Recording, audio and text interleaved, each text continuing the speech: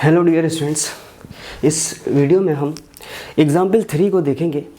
Example 3 में ये इससे रिलेटेड फिगर बनाई हुई है, ठीक है। तो अरेंजमेंट दिखाया गया है ऑफ डेस्क, अलग अलग जो टेबल्स होती हैं अलॉन्ग विद चेयर्स, ठीक है, क्लासरूम के अंदर। तो Ashima, Bharti and Camila are seated at A, जिसके कोऑर्डिनेट बताए गए हैं 3 1, बी जिसका कोऑर्डिनेट बताया गया है 6 4, एंड सी जिसका कोऑर्डिनेट बताया गया है 8 6 respectively. Do you think they are seated in a line? Give reasons for your answers. ठीक है, क्या तुम्हें लगता है कि जो तीनों लड़कियां बैठी हैं, ठीक है, अशीमा, भारती और कैमिला, ये क्या तीनों एक ही लाइन में बैठी हैं? तो आपको पता है कि ये एक पॉइंट, ये तीनों पॉइंट्स हैं, ठीक है। और जब पॉइंट्स किसी लाइन पर आते हैं, ठीक है, तो उसको हम कोलिनियर पॉइंट्स कहते हैं, ठीक है। और उनको चेक करने का क्या तरीका होता है? मान लीजिए ए बी सी, ठीक है, अगर ये कोलिनियर हैं, ठीक है, तो किन्हीं भी दो डिस्टेंस को मेजर करके वो थर्ड डिस्टेंस के बराबर होना चाहिए। मतलब मैं कह रहा हूँ कि यहाँ पर हमें 3 डिस्टेंसेस नज़र आ रही हैं, A B and B C, और तीसरी डिस्टेंस AC। अगर इन दोनों का सम AC के बराबर है तो हम कह देंगे yes they are seated in a line, ठीक है। If not then we will say they are not in a line, they are non collinear. तो इसको चेक करने के लिए हमें क्या करना है? AB, BC और AC तीनों साइड पता करनी होगी। कैसे? डिस्टेंस फॉर्मूले के ज़रिए से, ठीक है। अब क्योंकि मैं ये सवाल तो आपकी किताब में दिया हुआ है, एक बार पढ़ने के लिए मैंने लिख दिया था, ठीक है। तो हम अब क्या करेंगे, थोड़ा सा स्पेस बनाते हैं और इसको ज़िंदा रखते हैं जो हमारे पास है। तो हमारे पास जो कोऑर्डिनेट्स है, ठीक है, ए की कोऑर्डिनेट वो है 3, 1। भारती जहाँ बैठी है उसके कोऑर्डिनेट भी गिवन दिए हुए थे 6, 4, एंड कैमिला जिसके कोऑर्डिनेट दिए हुए थे 8 और 6, ठीक है। तो आप चेक भी कर सकते हो, ठीक है। किताब में देख लेता हूँ एक बार मैं।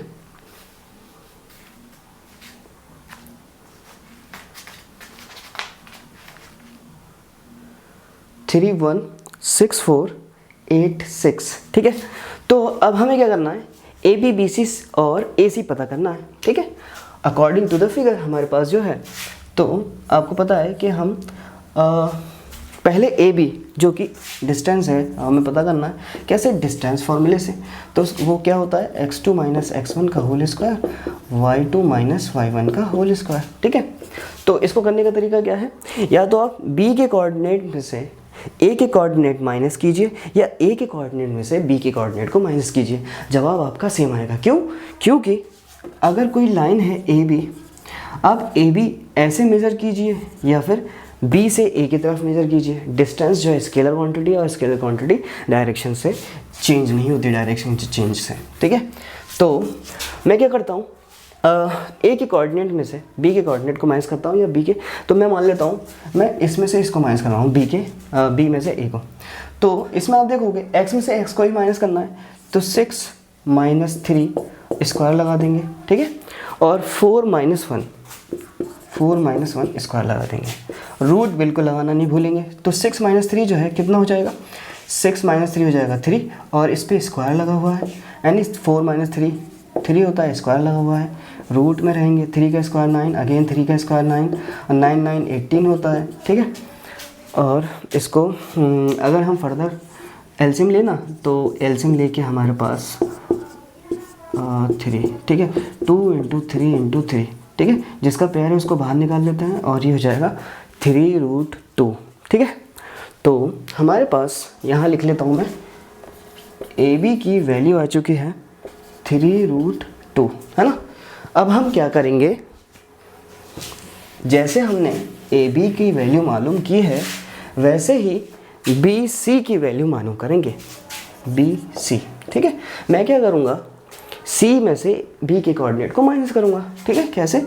तो C में x जो है 8 है, B के अंदर x 6 है, ठीक है। ऐसे ही 6 - 4 स्क्वायर लगाया, आगे बढ़ेंगे।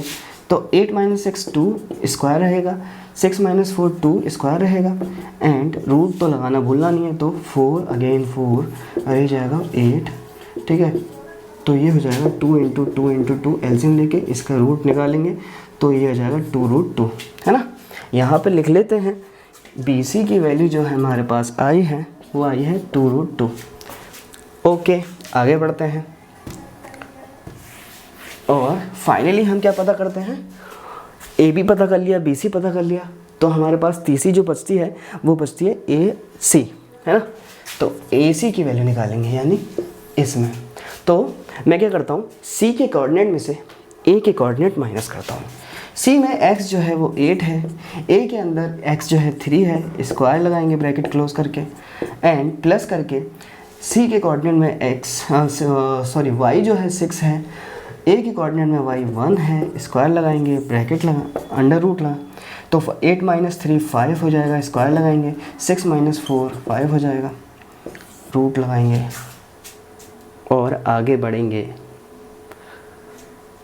6 माइनस 1 8 माइनस 3 तो 25 प्लस 25 और ये हो जाएगा 50, ठीक है। एलसीएम ले लेंगे 50 का, तो 25 5 इंटू 5 इंटू 5, है ना।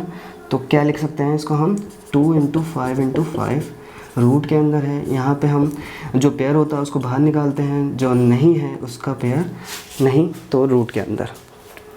आप देखोगे AC की वैल्यू जो है 5√2 आ रही है। तो अब ये बताना है हमें कि ये कोलिनियर है कि नहीं, ठीक है। अगर पॉइंट्स कोलिनियर होते हैं तो क्या है, AB प्लस BC क्या होना चाहिए, AC के बराबर होना चाहिए, ठीक है। तो AB प्लस BC अगर AC के बराबर हो जाता है तो AB जो है आप देख सकते हो 3√2 के बराबर है और BC 2√2 के बराबर है, 5√2 हमारा AC है। अब देखोगे इनके रूट सेम हैं, जब रूट सेम होते हैं जैसा कि आपको पता है x प्लस x 2x होता है, ऐसे ही √2 √2 2√2 होते हैं, ठीक है। सेम रूट को आपको सेम वेरिएबल मानना है, तो ये देखिए 3 प्लस 2 5 हो जाएंगे, √2 सेम रहेगा एंड यहाँ आप देखोगे कि ये जो है AB प्लस BC AC के बराबर हो चुके हैं, तो हम कह देंगे therefore points A, B and C are collinear, ठीक है। बस यही हमें चेक करना था और यही बताना था। आई होप आपके समझ में आ गया होगा बहुत अच्छे से, ठीक है। फिर भी कोई डाउट हो इस क्वेश्चन से रिगार्डिंग तो please let me know and मैं पूरी कोशिश करूँगा जवाब देने की।